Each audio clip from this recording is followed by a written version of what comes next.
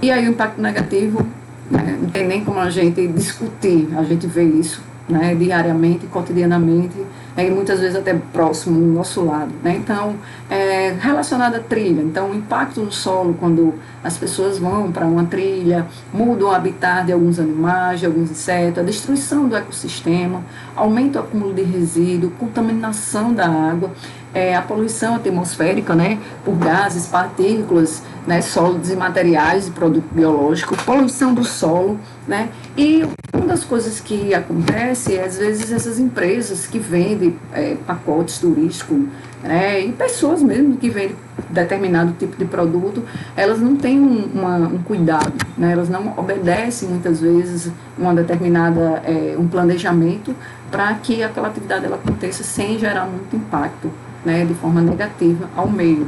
E muitas vezes as pessoas ocupam, né, determinados espaços e que muitas vezes eles têm precisam ser consultados para saber se a gente pode estar fazendo atividade lá. Então, tudo isso demanda, né, uma atenção e precisa ser pesquisado para saber se aquele ambiente ele pode ser usado. E isso é o que gera o impacto negativo, quando esse tipo de usufruo ele é de forma descontrolada. Um exemplo muito claro que eu trago aqui para vocês é o balneário do Cancún, né, no México. Veja que em 1970 tinha mais ou menos 500 moradores.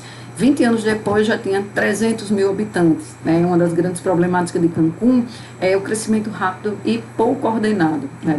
Eu trouxe Cancún aqui porque é uma cidade, né, linda, maravilhosa, é um balneário que é invejável para qualquer pessoa. E aí vocês podem ver, né, vou mostrar aqui na foto, as atividades que são oferecidas lá em Cancún: mergulho, windsurf, né? Aqui uma prancha, uma lancha puxando um paraquedas, né? Eu não sei o nome dessa prática, mas eu vou procurar para passar para vocês. E a gente vê aqui imagem do Cancún, como é a orla, né? Os hotéis estão praticamente dentro d'água, né? Se a gente for ver. Vou mostrar a próxima imagem.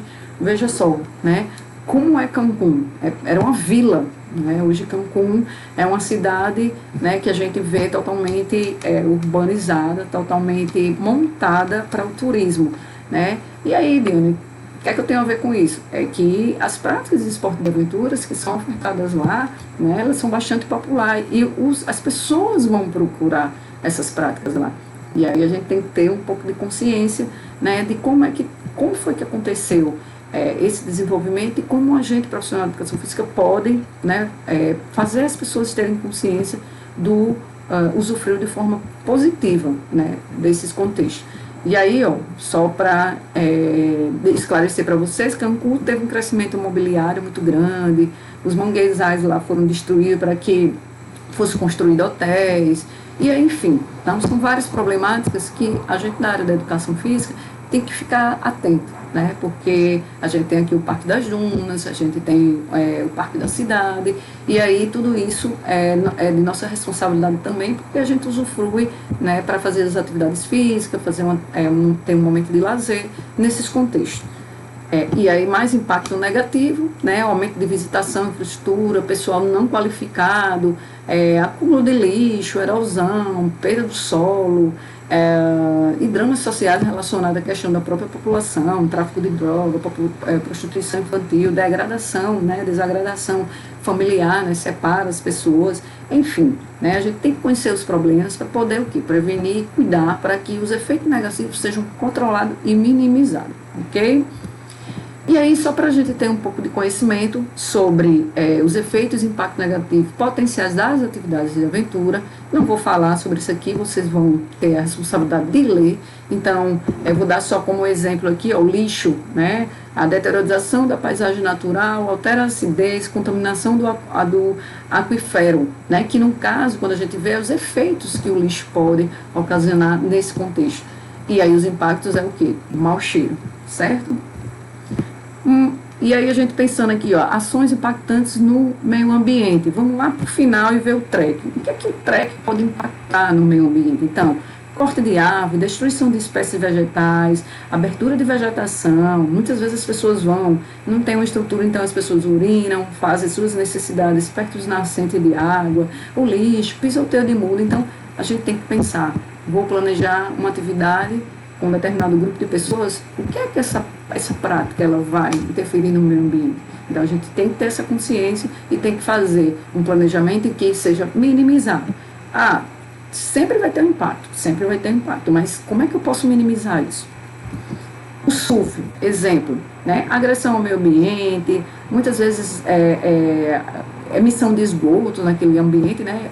De acordo com que as pessoas vão utilizando o espaço, vão se construindo pousadas, hotéis por perto para, né, escolas de surf para comportar essas pessoas, e às vezes acontece esse tipo de situação, né, em locais que tem o surf, né, com mais frequência.